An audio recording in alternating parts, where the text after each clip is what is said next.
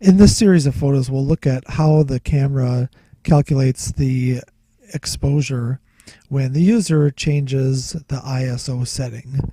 So the camera's in program mode on my camera. I pick the ISO, and the camera's going to take the best shutter speed and aperture combination to make sure that the image is bright enough to be able to see. This scene is of a flower with a rock in the background, and it's in a shady part of the house on a summer day. Starting out, you can see that the ISO is set at 100.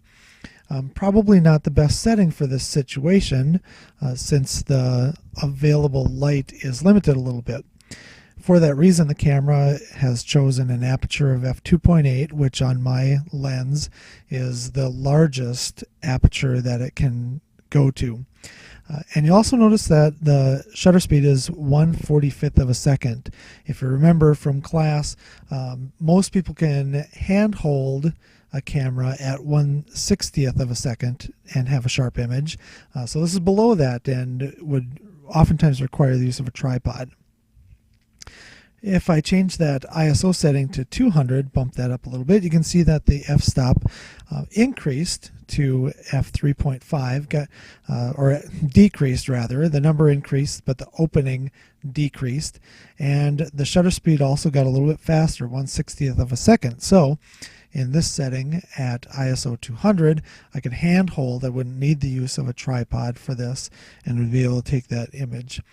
Also notice that between the two, there really isn't much of a difference in the brightness of the image. So the camera's doing a good job of calculating what the correct exposure should be.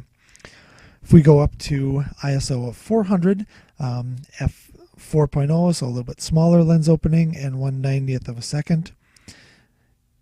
Changing that setting to an ISO of 800, f4.5 at 125th of a second, and at ISO 1600, f5.6 and 1/180th of a second. So you can see the differences in how the camera in program mode will capture the best exposure value for that image.